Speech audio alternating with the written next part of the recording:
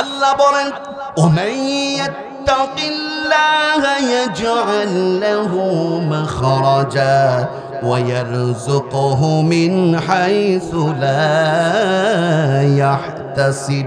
আল্লাহ বলেন তাকওয়াবান বান্দারা বিপদে পড়লে, মুসিবতে পড়লে, তাকওয়াবান ব্যক্তিদের বাঁচার জন্য আমার আল্লাহ পাক রাস্তা বের করে দেয়।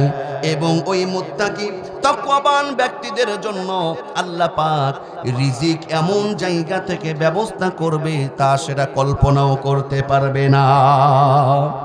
এবার বলুন, শুধু মাহফিলে আল্লাহর ভয় না সব জায়গায় আল্লাহর ভয়? শুধু অর্থনীতি ব্যবসায় আল্লাহর ভয় নাকি রাজনীতিতেও আল্লাহর ভয়? এবার আওয়াজ নাই আমার ভাইয়েরা। শুধু অর্থনীতি পরিবার নাকি না রাজনীতি তো আল্লাহর ভয় থাকতে হবে, থাকতে হবে না? আল্লাহর ভয় থাকতে হবে। আল ইমামুল আদিল, যারা রাষ্ট্রের নেতা হয়, যারা রাষ্ট্র পরিচালনার দায়িত্ব নেয়, দরদিরা আমার, এরা যদি আল্লাহ ভীরু হয়, এরা যদি মুত্তাকি হয়, আল ইমামুল আদিল, আমার আল্লাহ পাক বলছেন কাল কিয়ামতের দিন হাসরের ময়দানে, হাসরের ময়দানে কিয়ামতের এত ভয়ানক পরিস্থিতি হবে, সূর্যটা মাথার কাছাকাছি চলে আসবে, সূর্যের তাপে মগজটা গলে গলে আমাদের কান নাকের ফুটা দিয়ে গলে গলে বেয়ে বেয়ে পড়বে। দরদিরা আমার, সবাই ইয়া নাফসি করবে। হাসরের ময়দানে তাপটা এত কঠিন হবে, সেই দিন আল্লাহ পাকের আরশের ছায়া ব্যতীত অন্য কোনো ছায়া থাকবে না। আমার আল্লাহ বলছেন যারা রাজনীতি করে, যারা দেশের ইমাম হয়, যারা রাষ্ট্র পরিচালনা যারা করে, আল ইমামুল আদিল, যারা ইনসাফ ন্যায় নীতিবান রাষ্ট্র পরিচালনা করে, যারা ইনসাফ ভিত্তিক সত্যবাদী নেতা হবে, 7 শ্রেণীর মানুষ আল্লাহ পাকের আরশের নিচে ছায়া পাবে। সর্বপ্রথম 1 নম্বর তারা যারা রাষ্ট্র সত্যের পথে সঠিকভাবে যারা পরিচালনা করবে, তারা 1 নম্বর হিসাবে সেই দিন হাসরের ময়দানে আল্লাহ পাকের ছায়া পেয়ে যাবে। সেই দিন বলা হয় নাই ইমাম সাহেব হুজুরদেরকে, হাজী সাহেবকে 1 নম্বরে? হাসরের ময়দানে আল্লাহ পাকের আরশের ছায়া 7 শ্রেণীর মানুষ পাবে। তার 1 নম্বর হলো, সর্বপ্রথম হলো যারা জনগণকে নিষ্ঠার সাথে সেবা করবে, সত্যের উপরে অবিচল থাকবে, শুধু টাকার জন্য নয়, ক্ষমতার জন্য নয়। যে নেতাগুলো এমপি, মন্ত্রী, কাউন্সিলর, মেম্বার, চেয়ারম্যান, মন্ত্রী যারা হবে, যারা প্রকৃতপক্ষে মানুষের হকের উপরে সেবা করবে, এরাই হলো আল ইমামুল আদিল। বলি সুবহানাল্লাহ। মসজিদে গেলে আমাদের আল্লাহর ভয় আছে, চোখের পানি ছেড়ে কান্না করে, মসজিদ থেকে বের হয়ে গেলে ওই নামাজি মুনাফিকি করে, আছে না নাই? নেতার যদি আল্লাহর ভয় থাকতো, আমার ভাইরা, সংসদ ভবনে যখন কোটি কোটি টাকা পাস হয়, কখনো টেন্ডারবাজি দুর্নীতির নেতারা করতে পারত?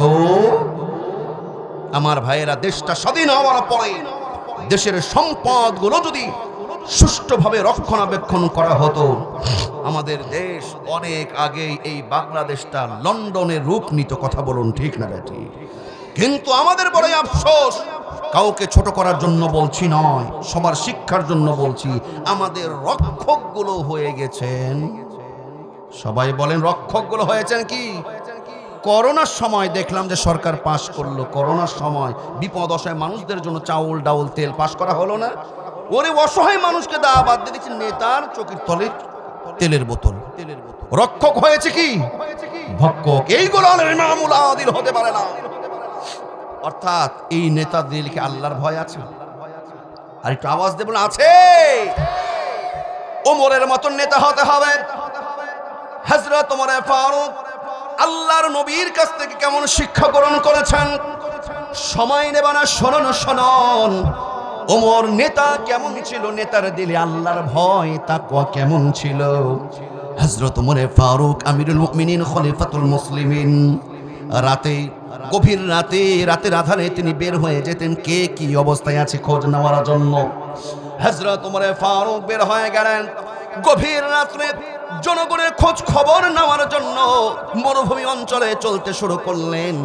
দেখছেন একটা তাঁবু টানানো, একটা টিপ টিপ করে একটা বাতি জ্বলছে, সেই ভেতর থেকে তাঁবুর মধ্য থেকে ছোট বাচ্চার কান্নার আওয়াজ আসছে। হযরত ওমর ফারুক ওই তাঁবুর কাছে গেলেন। তাঁবুর কাছে গিয়ে এমন একটি দৃশ্য দেখলেন। হযরত ওমর ফারুক দেখে দুইটা বাচ্চা কান্না করছে, আর একজন মা গভীর রাত্রে কি যেন রান্না বান্না করছে, নাড়াচাড়া করছে। ওমর ফারুক যে বললেন, ও মা, তুমি তো বড়ই নিষ্ঠুর, তুমি তো বড়ই নিষ্ঠুর, তোমার দিলে সন্তানের মায়া নাই, তুমি এই গভীর রাত্রে কেন রান্না করছো? তুমি সকাল সকাল রান্না করে সন্তানদেরকে কেন খাওয়াইও না? এই মা ডাক দেয়, বলে, ও পথিক, তোমাকে তো আমি চিনলাম না, তুমি কে? তোমাকে তো আমি চিনলাম না, তুমি কে?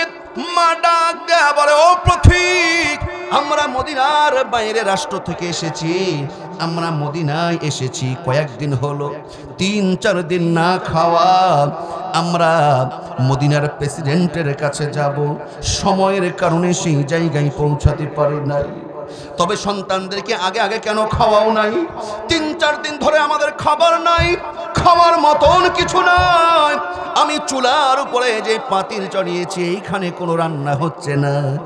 সন্তানদেরকে সান্ত্বনা দেওয়ার জন্য পানি আর পাথর দিয়ে আমি নাড়াচাড়া করছি, বলছি একটু থাম, কিছুক্ষণ পরেই খাবি। কেমন নেতা ওমর বলে, আমার পায়ের নিচে যেন মাটি সরে যায়। ডাক দেয়া বলে, মা, একটু অপেক্ষা করে দেখুই আমি কিছু করতে পারি কিনা। ওমর ফারুক এক দৌড় দিয়েছে, এক দৌড় দিয়ে খাদেমকে বলে, আসলাম রে, ও আসলাম, দ্রুত বাইতুল মালের দরজা খোল, তৈ তরকারি, আটা, চাউল বস্তা বান, বস্তার মধ্যে খাবার, কাউল ডাউল, তৈ তরকারি বস্তার মধ্যে বেঁধে ভাড়া হল। ওমর ফারুক বলে, আসলাম রে, এই বস্তাটা আমার ঘরে তুলে দে। খাদেম বলে, আসলাম বলে, আমিরুল মুমিনিন, এই বস্তা বহন করার জন্য তো আমি আছি, আপনি কেন? আমিরুল মুমিনিন বলে, আসলাম রে, আমি যেই দৃশ্য দেখে এসেছি, এই দৃশ্যর জন্য কাল কিয়ামতের দিন আল্লাহ পাক তোকে ধরবে না, আমাকে ধরবে, অতএব আমার বস্তা আমার কাঁধে তুলে দে। ওমর ফারুক রাদিয়াল্লাহু তাআলা আটা চাউলের বস্তা কাঁধে নিয়ে এক দৌড় দিয়ে তাঁবুর কাছে চলে গেলেন। তাঁবুর কাছে গিয়ে বস্তাটা রাখলেন, বস্তাটা রেখে খাবার, রুটি তরকারি বানিয়ে ফেললেন। খাবারগুলো যখন রেডি হয়ে গেল, 2 সন্তানকে 2 উরুর উপরে ওমর বসালেন এবং বললেন, মা, তুমিও খাও, তুমিও খাও। আর ওমর নিজ হাতে খাবারগুলো ছিঁড়ে ছিঁড়ে সন্তানদের মুখে তুলে দিলেন। খাবারগুলো তুলে দিচ্ছেন, ওই মা লক্ষ্য করে দেখে এই পথিকের চোখ বেয়ে বেয়ে পানিগুলো পড়ে দাড়িটা ভিজে যাচ্ছে। মা ডাক দেয়া বলে, পথিক, তুমি কে? তুমি কে? তোমাকে তো চিনলাম না। ওমর গভীর রাত্রিতে নিজের পরিচয় দিয়ে বাহাবা নিলেন না, বড় দানবীর সাজলেন না, নিজের পরিচয়টা তিনি গোপন করলেন। ওই মা ডাক দেয়, বলে, ও প্রতীক, তুমি কে? তোমাকে তো চিনলাম না, তবে আমার মন বলে এই মদিনার প্রেসিডেন্ট ওমর না হয়ে তোমার মতন তাকওয়াবান, তোমার মতন ভালো মানুষ যদি মদিনার প্রেসিডেন্ট হতো, আমাদের নসিবটা আরো ভালো হয়ে যেত। ওমর নিজের পরিচয়টা দিলেন না। ওমর বললেন, ও মা,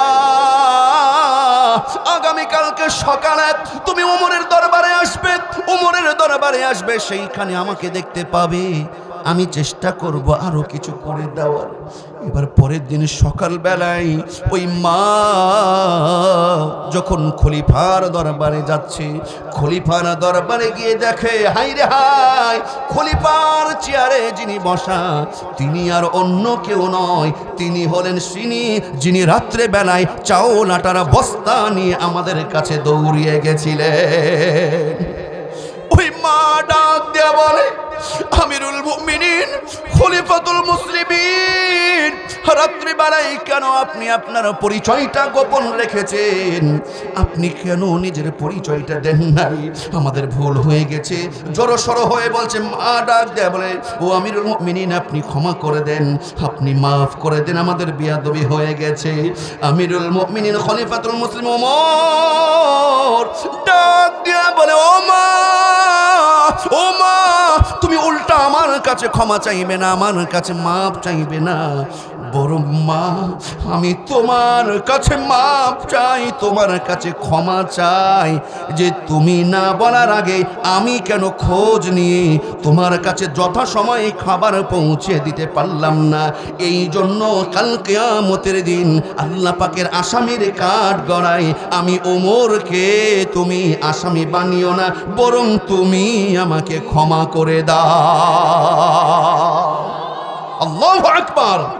নেতা কাকে বলেন? বিশ্ব নবীর তৈরি এইগুলো হলো নেতা, এনাদের মধ্যে পরিপূর্ণ রয়েছে তাকওয়া। কথা বলুন ঠিক না বেঠিক?